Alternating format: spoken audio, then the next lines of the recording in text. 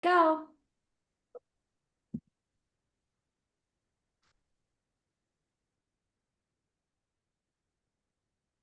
Hello, everybody. Welcome to the final implementation affinity group of the Gravity implementation um, affinity work stream.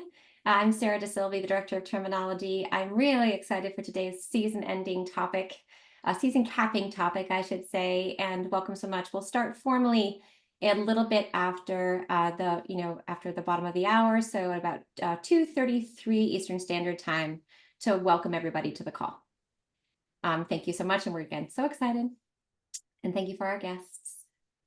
If you want to, yeah, Demery's giving instructions. If you want to, if you could put in your name and organization in the chat so we're aware of the collective representation, that would be wonderful. Thank you so much.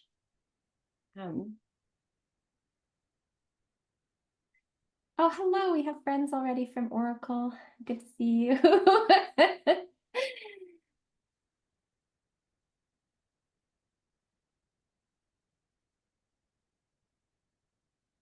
Good to see you all.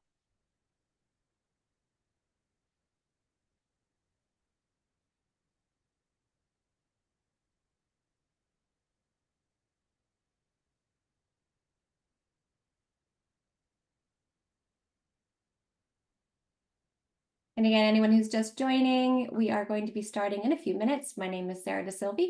We're going to be starting at about 2:33 Eastern Standard Time, so about one more minute. I can see folks are starting to join now.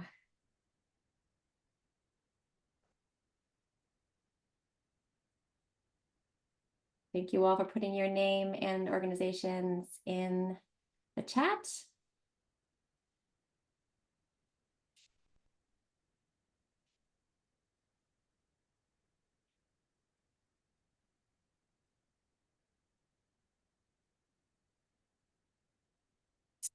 I see so many good old Gravity friends here today. It's good to see you all.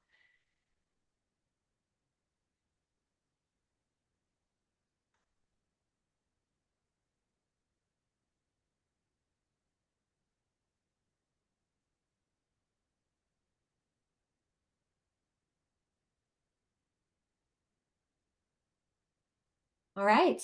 I try to be prompt. I'm not going to be on camera very much today because we have a really wonderful set of guests in our call today. Again, I'm Sarah DeSilva, founder and director of terminology for Gravity, and really excited to have you all here with us today. Gravity Project is a data standards initiative, and as such, we have the requirement to follow federal antitrust practices. That means all Gravity Project participants, including all of you, have the responsibility to comply fully with federal and state antitrust laws. This is just part of our standards as a standard development entity. We're very generous with applying antitrust principles. So this includes not just avoidance of antitrust violations, but also avoidance of any behavior that might be construed as an antitrust violation. It's just to ensure that we make the best and most open use of our space and time here. So thank you very much. This is our requirement, and on to the next slide. What is Gravity? Many of you know this, but Gravity is all of you. Gravity is a collaborative initiative with the goal to develop consensus-driven data standards to support the collection, use, and exchange of data to address the social determinants of health. We are an HL7 Fire Accelerator, and we are in our fifth year, I guess. We're keeping on going on, and we're grateful to have you all here. Next slide. We would not be Gravity without all of you, without our members and sponsors. Really grateful for all of our sponsors who supported us over 2024. Looking forward to 2025. We have a host of new sponsors in our collective this year. And I just always try to call out for anyone who is new to Gravity that we are unique as an accelerator in that we have designated memberships. And these are memberships specifically grounded in our social justice framework. So these include direct care entities, community-based organizations that normally would not be able to be part of a sponsored membership position, but we have them as designated members because critical to center the voice of entities that are involved in direct care. And we also include patient representatives in that designated membership, again, making sure that we're centering the voices of the people we are trying to collaborate with to serve. So incredibly grateful for 2024 sponsors. looking forward to 2025. And again, just a note to our friend Civitas for assisting with in-kind support throughout 2024 in the implementation workstream. Looking forward again to 2025. Next slide. Thank you for joining us. So the important thing to know from a housekeeping perspective is every meeting is recorded. Really in 2024, we've leaned into trying to make materials that can be utilized and recorded and referenced far beyond the meeting as scheduled. I already have a host of people who want to listen to this meeting who couldn't come to it across all of my friends in the ecosystem. So we record our meetings and they're always available on the Affinity Group Confluence page. And then we also collate our meetings and recordings in a webinar section or a kind of a guided reference section within resources for implementation. From a meeting like behavior perspective, we ask that you start muted, and then when you're not actively speaking, there's lots of opportunities to talk throughout the session. And then use the raise hand function to chime in with questions or comments, or use the chat to share comments. We do try to center things. We do have two significant guest speaker entities today, so it's going to be a lot less of gravity talking and more of our members and friends talking. So looking forward to that. Next slide. This topic directly builds off of our year of work. So we're going to talk later on in the presentation on everything we covered, of course, over the course of 2024. But a consistent question as we do this work is how EHRs support all the regulatory drivers and use cases and purposes that we've been talking about in our implementation affinity meeting. And we're very, very grateful friends from Epic and Oracle are here to talk about that today. And I'll say this later, but we sent the invite out wide and grateful that in a very short time frame, Epic and Oracle were able to be here today to talk about what they do. And then we'll close with a brief reflections on 2024 accomplishments and opportunities for 2025. Again, so grateful for our friends from Epic and Oracle for coming and for responding quickly to the call. Next slide. This is just a brief orientation of the why. So for anybody who has not seen this slide, this is kind of a standard, orientation slide of the terminology we develop, because it helps. This will help underwrite the presentation that Epic and then Oracle in turn are going to be giving.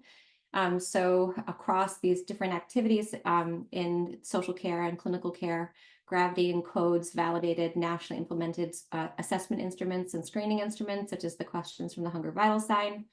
We encode diagnoses both in SNOMED CT and ICD-10-CM, specifically in that Z code section. We encode goal statements that are able to be referenced for patient-centered goal planning and care planning.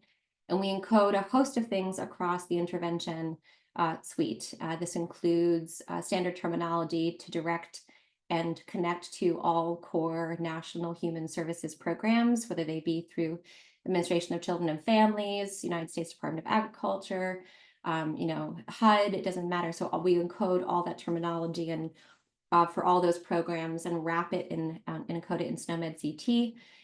And then also for the first time, direct development of HCPCS codes as well. So today in terminology is our final day of the fall season, and we'll be presenting on all the terminology we built to complete this cycle. And again, for the first time, HCPCS codes to support critical food as medicine interventions. So these concepts, and specifically the instruments encoded in LOINC and the interventions in SNOMED CT, have been themes throughout 2024 because of how they align with regulatory drivers, and this is what brings us here today.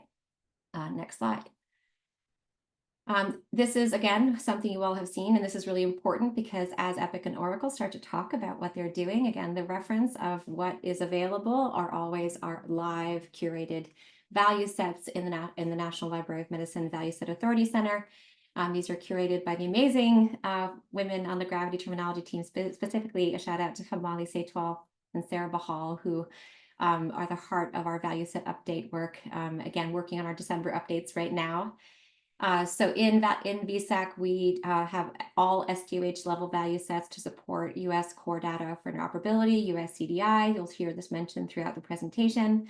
And my colleague, I actually sit with Epic and Oracle on ISWG, where we drive suggestions for US core data for interoperability through that work group for ASTP. And then we also collate instrument value sets, the value sets that are referenced by NCQA and CMS for quality measures and regulatory guidance, and then all domain level value sets. So all of this information is curated both in the Gravity Confluence and in VSAC. And these are the terminology and value sets that are referenced when we look in the presentations of Epic and Oracle over the next 40 minutes or so. Next slide. And just a couple more. We've seen this slide before. We've talked about it. So there's really just a host of different guidelines in the quality and regulatory landscape that reference gravity value sets at this time. The NCQA measure we presented on that last meeting, and I think a friend from NCQA is here today. References instruments and interventions. We have the CMS IQR measure incoming revision. We have MIPS, we have Joint Commission, we have instrument suggestions for Medicare special need plans assessment instruments. So there's basically regulatory and policy drivers across the ecosystem point to gravity value sets for intervention concepts and instruments, and incoming value sets for diagnoses in SNOMED CT or ICD-10-CM. This is just, again, we've presented this slide before, but it sets the ground for why Epic and Oracle are here today. Next slide.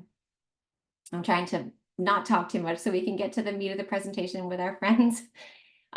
So why are we here? And again, thank you so much, friends, for responding quickly. So throughout 2024, we've discussed all the different drivers and use cases for gravity social risk data. We've talked about outcomes. We've talked about population health. We've talked about, specific regulatory needs from our members and had them come and present. We've talked about screening. We've talked about diagnosis, right?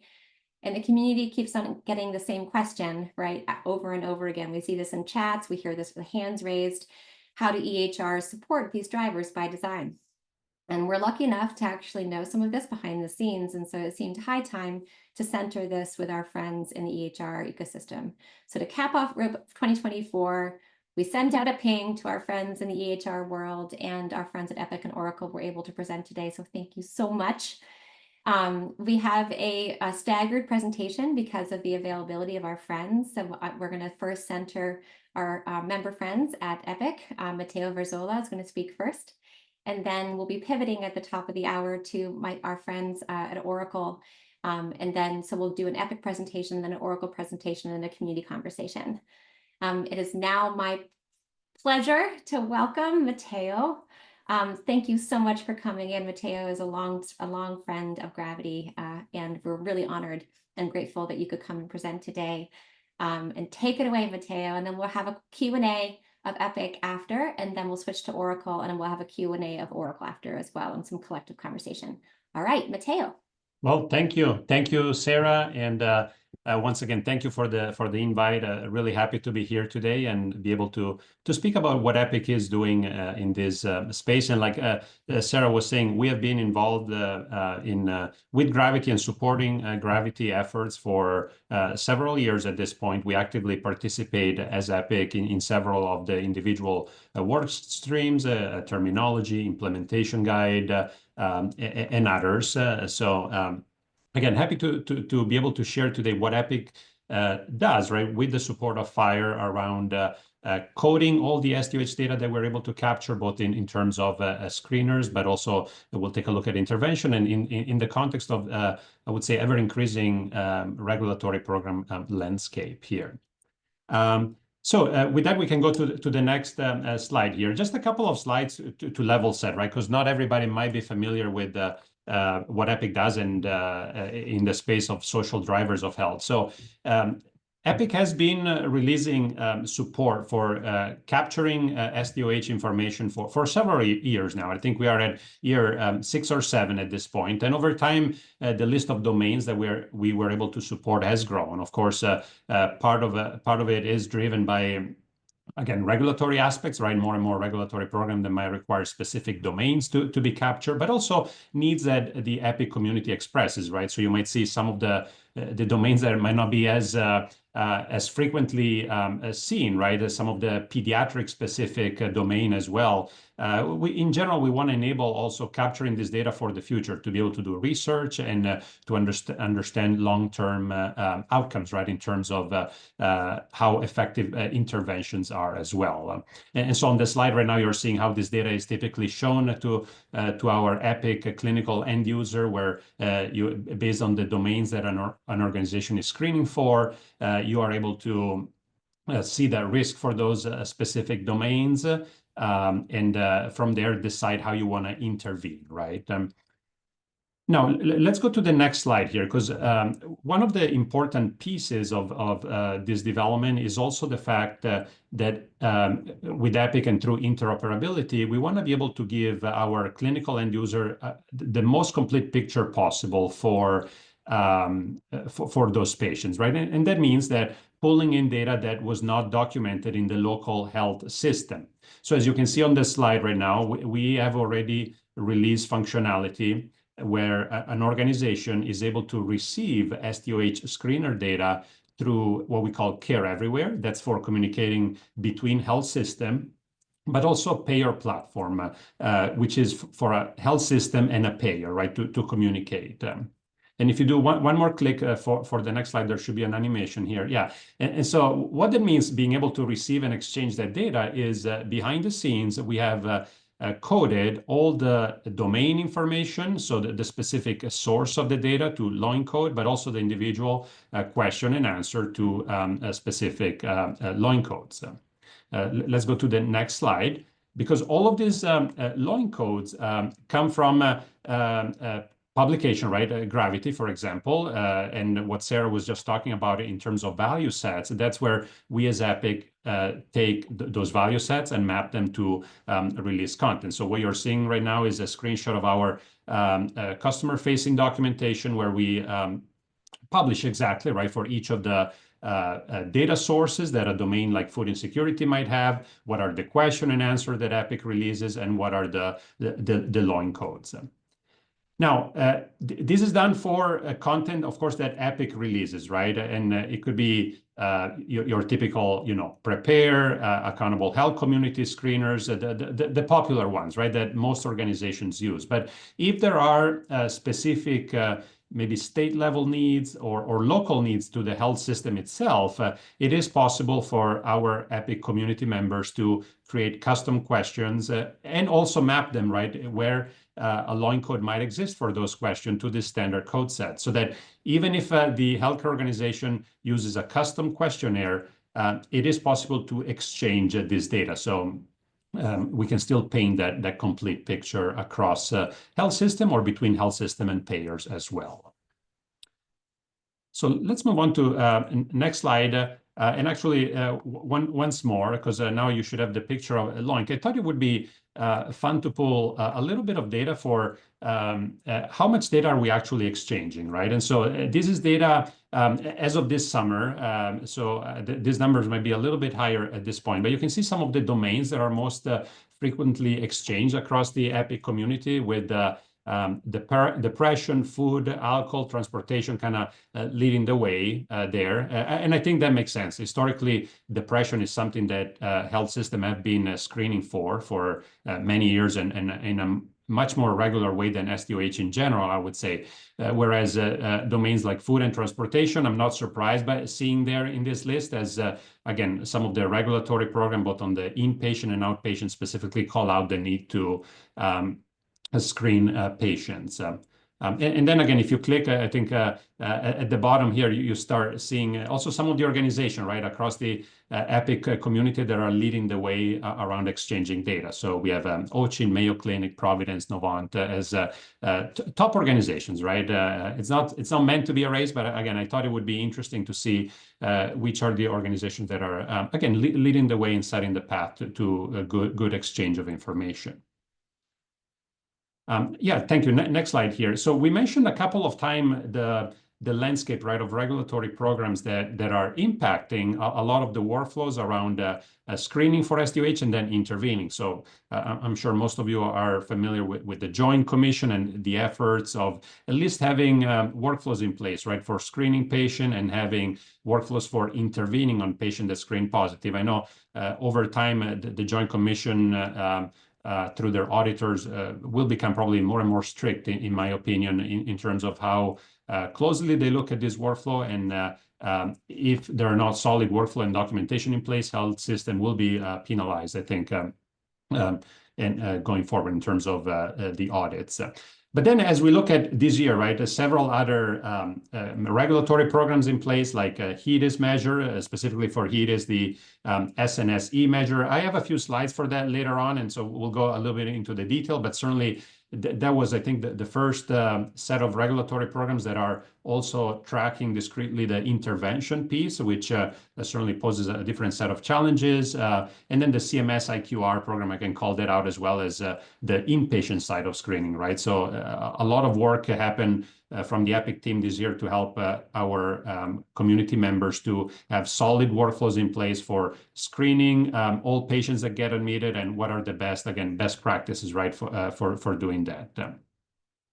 Now, as we look forward, again, we can go to the next slide here, to upcoming regulatory requirements between 2025 and 2026. Certainly, the evolution of USCDI, as Sarah was saying in her introduction, introduces some more elements around screening patients, establishing SDOH-related problem goals and intervention. So a lot of the work that Gravity is doing in terms of mapping those specific content to specific code set will help a lot in exchanging this data, right? Because with USCDI, we have to be able to provide that type of information, and also in the context of HTI-1 regulations as well, that leverages USCDI as well. Yeah, so with the next slide, again, we at EPIC have done all the development, again, in the context of USCDI and HTI-1 to map all our SDOH assessments to those line codes, so that even if we use different technologies, right, it's not just the EPIC to EPIC exchange, but we have implemented the appropriate FHIR resources to expose this data to be compliant with this regulation, again, for SDOH problem, goals, and interventions as well. Now, if we go to the next slide, intervention is certainly, I would say, one of the most challenging places, because at least from my experience and what we see across the EPIC community, there's a lot of different workflows, right, that can count as an intervention. So the challenging piece is, how do we codify all these workflows and account for all these actions? To give credit, right, to the healthcare systems as they are taking this action. And so here again, you might be familiar with this table. Gravity is helping with establishing, right, what counts as an intervention, and what is the framework? How do we codify all these actions that might be taken into the system? So this is more for reference. So in the next slide, I wanted to go a little bit deeper into how we at EPIC are capturing some of these workflows. And specifically, we have this functionality in EPIC called the Community Resource Directory that allows our end user to, after a patient has been screened for an SDOH, and it's clear that they're maybe struggling with some specific domains, you can launch into this resource directory to look up appropriate resources. This is where a health system can simply import this list of resources if they're maintaining it locally, but also we can work with some of the vendors like Unitas, Find Help, and 211. There's a couple more in this space to be able to import their list of resources for a specific geographic area into EPIC, so that it can be used by the health system. I think if you do one more click, there's a couple of animations here, but the idea here is, right, that the healthcare clinical user will select the resources, but then through this type of activity, we're able to communicate with the patient, whether it's texting or emailing the patient the list of appropriate resources. But also we are working with the vendors that I mentioned a minute ago to create what's called a closed loop referral system, in the sense that as the action is taken in Epic to recommend or refer the patient to specific resources, behind the scene, we're using Fire APIs also to communicate with the vendor portal so that the CBO employees, as they take action, right, they accept, decline those referrals, or the patient graduates from whatever program that they're offering, that information makes its way back into the Epic system. So that's what we call and consider a closed loop referral. Again, I mention all this because in the context of the regulatory programs, right, that we saw a few slides ago, more and more, I think we'll go into the direction of having to track the fact that you are referring patient to resources, but also eventually I think we'll get to the point of how effective these resources are. So I think it's important for health system to have the tools to start putting in place these closed loop referrals, and then we as Epic have to help them, right, with analytics on understanding the effectiveness of those resources. Now, if we go to the next slide, talking about interventions specifically, the NCQA SNSE measure is the first type of regulatory measure where we mentioned, like we said, both screening and intervention for patients, right? In terms of screening, screening and intervention, this is limited to 3 specific domains like food, housing, and transportation. But then intervention, if you do one more click here, is the animation got messed up, but imagine that box is around the word intervention, right? It breaks it down by the type of intervention as well. So the measure definition from NCQA allows for this type of actions to be considered an intervention. So in Epic, specifically bringing it back to what we do in Epic, if you go to the next slide, these intervention types can be captured through different workflows in Epic. One is the referral to community-based organization that we just talked about a couple of minutes ago, but there could be documentation that's done in the context of a clinical note or even in what I call discrete clinical documentation, right? It could be a follow-up assessment that's done on the patient where you document what was done with this patient for capturing this data.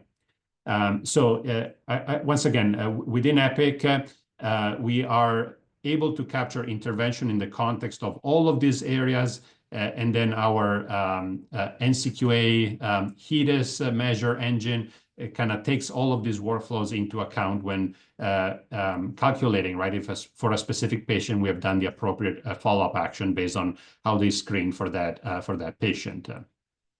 This is not something that's live quite yet. You can see this slide at the bottom right says 2025. So with an Epic version in calendar year 2025, we are working on this right now. Our development team is, and we will make it available to the Epic community in 2025. So again, pretty brief, but I'm sure some of you will have questions. I would just wanted to give you a sense of what Epic is doing from screening all the way to intervention for the end-to-end workflow. Hey, thank you so much. It makes me kind of emotional to see the terminology and the logic of it all in real time in patient records, like as a resource. Any questions for Matteo and Epic, or do you want to segue into? We also can segue into Oracle and have questions at the end. Any questions directly for Matteo? I know NCQA is on the call as well. I'm sure they love seeing what's happening in the future. Oh, yes, Michelle, the recording will be posted. I have friends. Yes, absolutely. And always, this is a precious resource that I'm sure many, many people want to listen to after the fact. All right. So if there's not any specific questions for you, Matteo, what I can imagine happening is a host of questions after the whole thing. Thank you so much. This is so lovely, and we get to segue now to Oracle and how they are supporting the similar drivers and regulatory requirements. And Matteo, thanks for being a longtime friend of Gravity. And Owen's on the call too. Hi, Owen. All right, it is now my pleasure to welcome friends from Oracle. Hello, we have Brooke, we have Ryan. I think we have Tony. I think Hans isn't here yet. And Brooke, who else do we have from your team? Sarah, this is us. It's going to be myself and Ryan presenting today, and thank you for allowing us to share our screen Of and course. present to you all. It is Thank such you. a pleasure to have you, and thank you so much for coming. Pleasure to be here. All right, well, we're just going to go ahead and dive right in. Again, thank you for having us and being so flexible with your schedule as well as ours. We're going to provide an overview of our SDOH capabilities within the EMR at the point of care, transition over to the community level, and then back to point of care. That's where I'll transition it over to Ryan to dive just a little bit deeper into that functionality. So to start us off, I do want to um, show an assessment. We have our prepare form right here, and talk about how we work through that interview at the point of care, and then what's going on within that patient chart as that interview is taking place and as those positive social needs results are populating. So first, we provide structured data collection with a set of common SDOH assessments. Um, I'm showing prepare here, but we do have the AHC screener. We have WellRx. We have the pediatrics version of prepare. And, so it's a smaller subset of the most common assessments. But those are packaged really nicely with a set of analytics that you'll see here in a moment. But it really just gives that structured data interview, that guided interview, right out of the gate for our clients, and they can start the process with at the ED or an inpatient nurse, even a case manager could perform that assessment. It's really up to the organization as to who's collecting or interviewing that patient, especially on an inpatient admission. Obviously, this could apply to any care venue. So we have our common SDOH assessments, and then we surface the positive responses face up in an M page. And if you're familiar with Oracle Health and formerly Cerner PowerChart, you've probably heard of an M page before. And that's how those positive responses are populating. And that's what you see on the farther right-hand side of the screen there. So this M page is showing the care team. So the care team is in the chart. Physician, nurse, case manager, social worker. They're looking at the chart and they're saying, okay, I see these results, and I'm also developing a care plan. So as the clinical documentation is coming in, the medications, the lab results, all of that, the progress notes and documentation, the providers are also seeing these results as well. And that will help with the assessment and plan. So we're not just thinking about it medically, but also socially as well.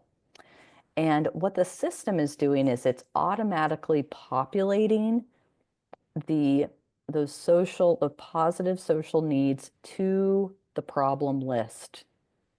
So when the problem list is populated, that comes in as a SNOMED code, but it shows it's classified as an SDOH, as a patient-stated social need.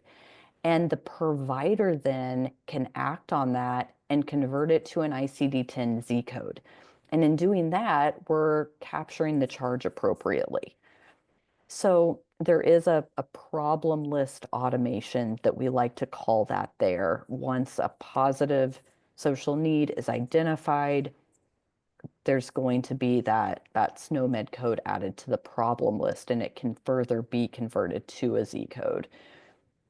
And then the last thing that I'll touch on here on this overview slide is that the SDOH goals and activities can be created and managed as part of the care plan. So we're really following, that assessment to problem to goals and interventions workflow. And that's this is kind of the first point of care slide that we'll talk about today. Hopefully that gives everyone a good overview. I want to take a step back and say, not every organization is going to want to interview the patient firsthand. There might be an opportunity, depending on the care setting, where you want the patient to self-report prior to the visit. So this could be done on a tablet right there in the waiting room, or it could be done on their mobile device prior to their planned admission or a visit that's coming up, and they would access the prepare form you can see here on the left-hand side via the patient portal, and then those results are populated right there in the chart. And this is the results review that comes over from that consumer portal there.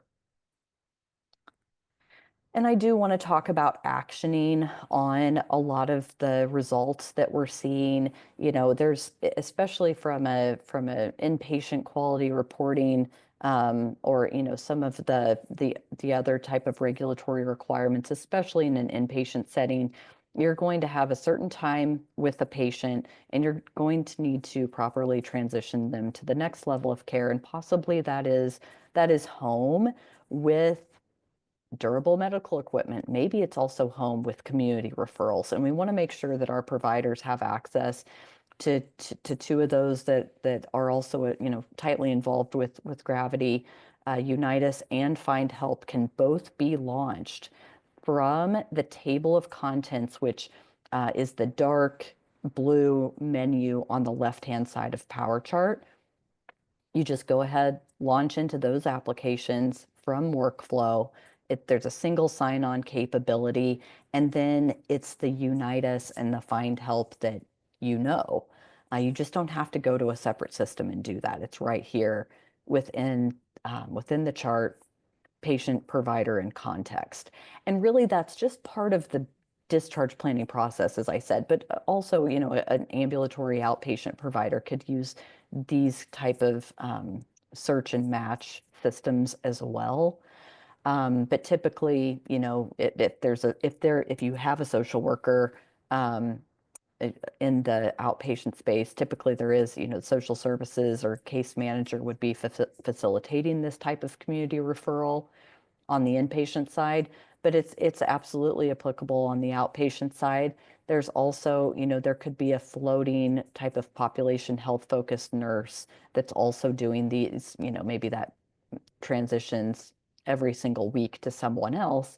But these are intuitive systems that you can use as just, part of that action intervention process. So I did mention, it was a brief mention, but when I was talking about the point of care assessments, I said that those there's a common set of assessments that comes standard, and then with those assessments, you get analytics. So what you're looking at here is Oracle Analytics, and it's providing insights into how your facilities, providers, and counter types are performing the SDOH assessments.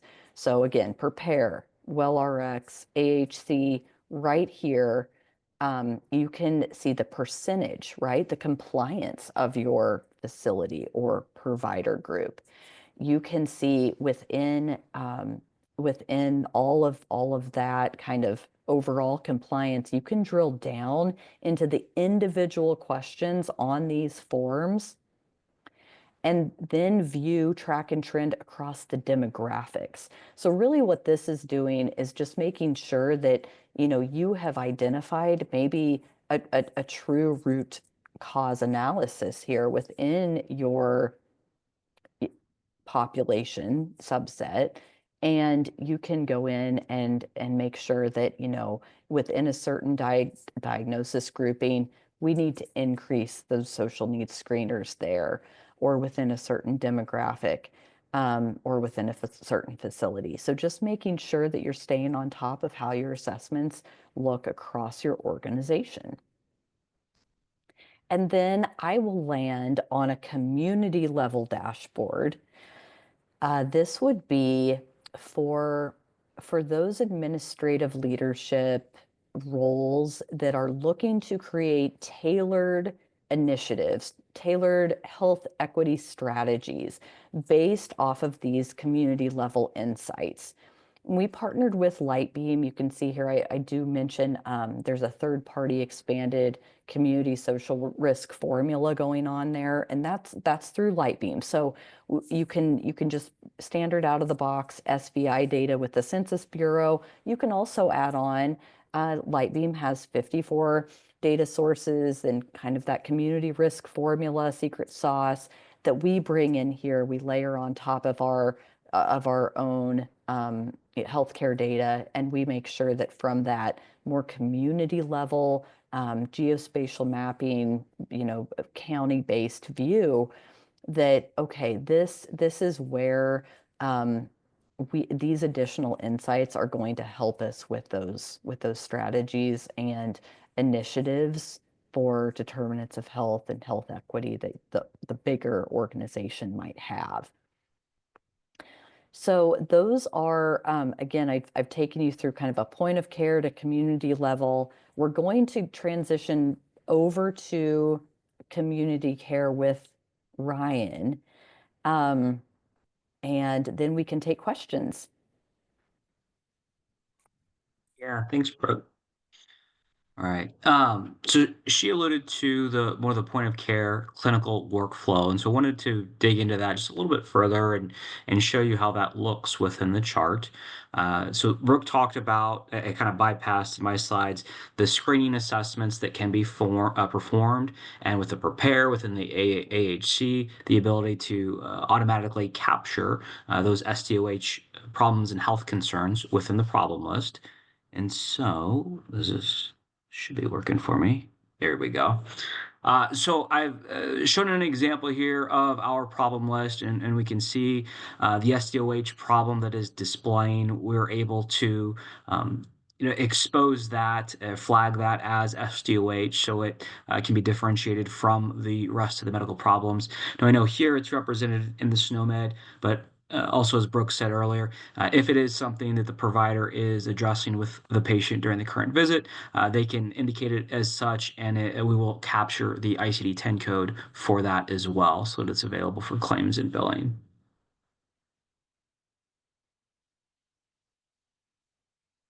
There we go.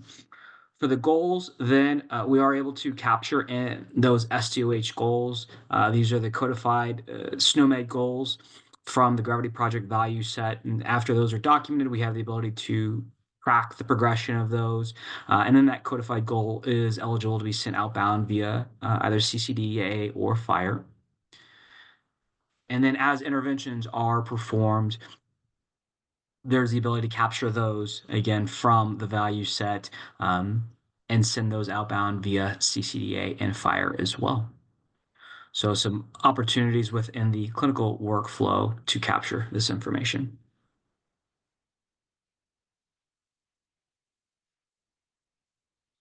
Thank you all for the time today. Thank you. So good to have you here, and thank you so much for coming. So there are some questions in the chat, and Brooke and Ryan, thank you again. Thanks for answering the quick call. It's nice to see how terminology is there supporting in Oracle as well. Any questions for, I see Epic is answering some questions. Any questions for our Oracle friends on the capacity of Oracle to represent a gravity terminology aligned with the regulatory drivers? I see. Oh, so there's a cost. So Joy, do you want to ask this question collectively? Is it just for Oracle? Is it also for Epic? Yeah, I think I see a lot. I'm working with a lot of community care hubs, and this is a big interest, but trying to get down into costs and understand what kind of budgeting is needed to make that happen. So just curious if any of that can be shared. So, but Joy, can I just clarify, is it just Oracle or is it for both of the EHRs who are here today? Well, I did the Epic one, so I'm more familiar with okay. but yeah. So I mean, I think it's good. Like when Brooke was speaking, she was showing like how that, and like I think we're seeing more awareness, but I don't think I see community care hubs knowing how to put that into their budgets to be Mm. able to facilitate some of that work and be better connected, so. Any thought on that? Is it a, Brooke and Ryan, I know it's a cost question, so maybe.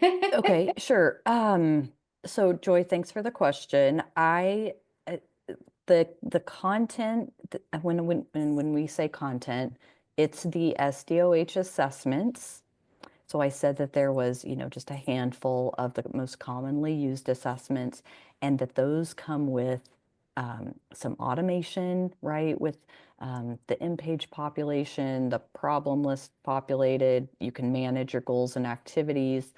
And then those come with a unified analytics, which were those the across the facilities and the providers and the encounters. And so that comes, kind of standard with a Oracle EMR.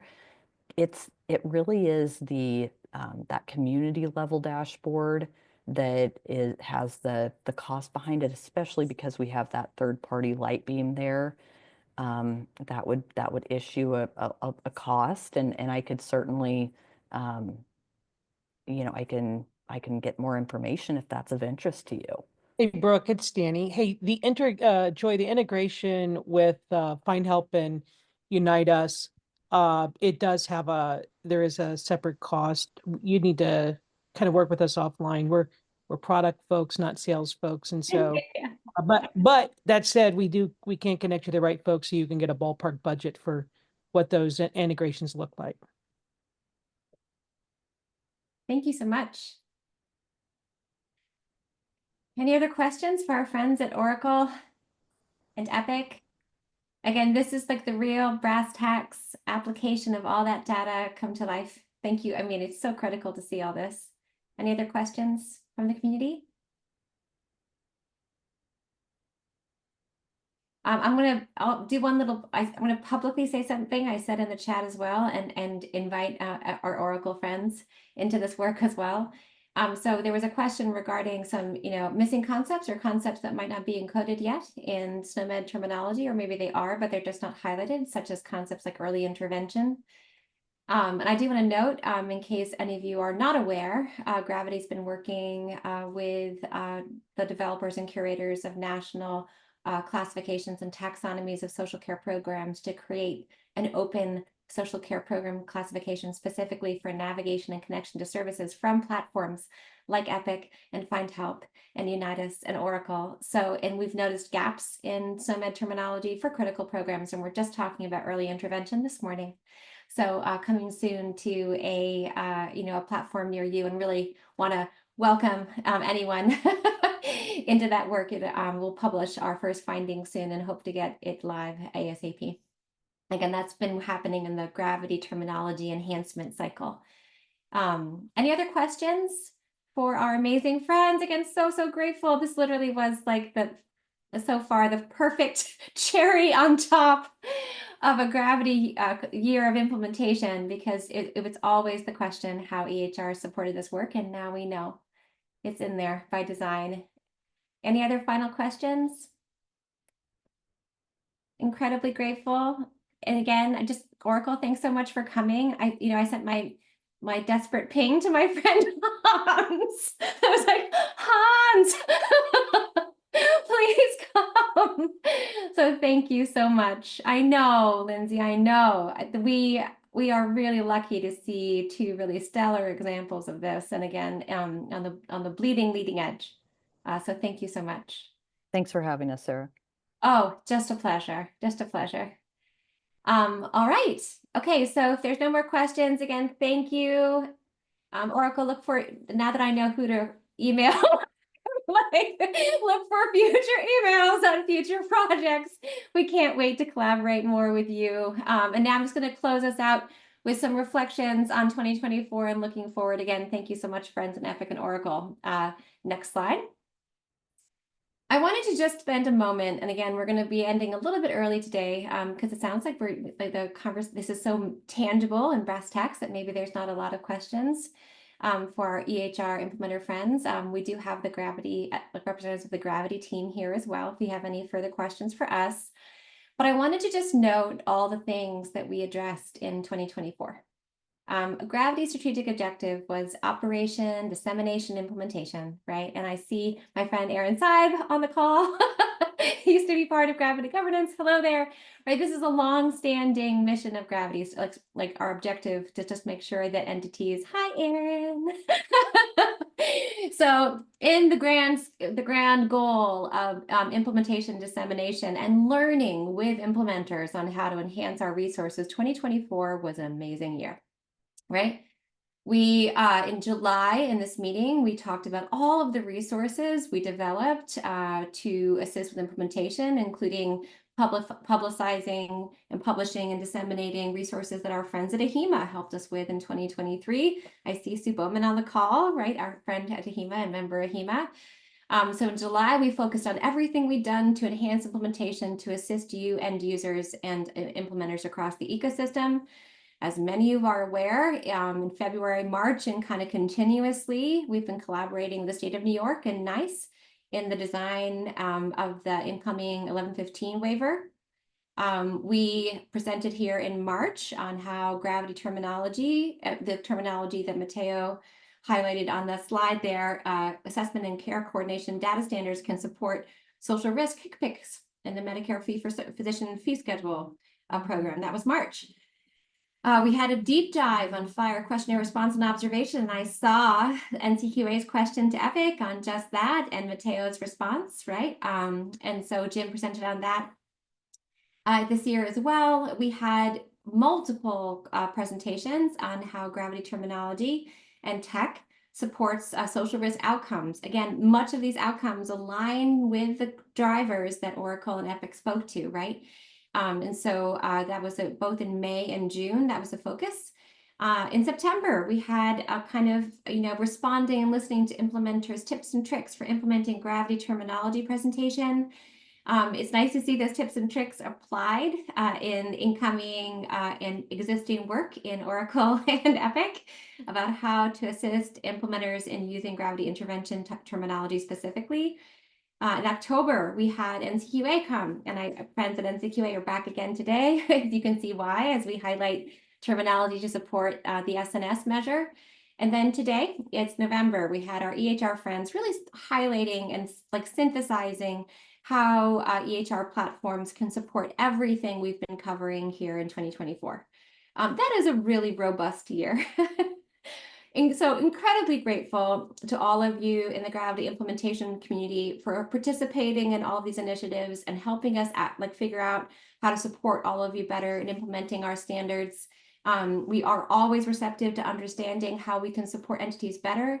And we really look forward to 2025, where we are hoping to continue to learn from all of you, not just on how to implement what we have, but also how to enhance what we have and develop new resources for new purposes. Really looking forward to diving deep into the use cases and opportunities presented in the social care voice co-design work with Civitas in 2023. There's a lot incoming in 2025, and we hope you stay with us and join us in that work.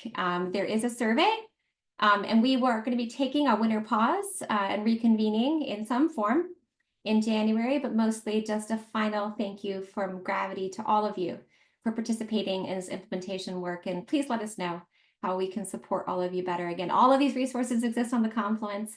Every meeting is recorded and everything's curated in the new resources for implementation section. So this meeting specifically will be there, so for future reference for implementers across the ecosystem. Next slide. I think, so come to find us in January. We don't quite know what the topic is, but we'll figure out something. And again, we're trying to figure out what our members and implementers need and want. Right, so if you have ideas about what you feel like needs to be presented in 2025, please let us know.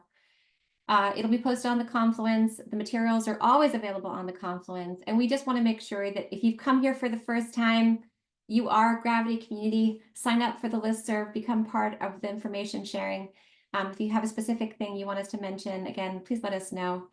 And always look in the Confluence. You can find us at gravityproject@hl7.org. Thank you for an amazing 2024. Any other final thoughts before we close? We're going to be closing early, which is surprising for us.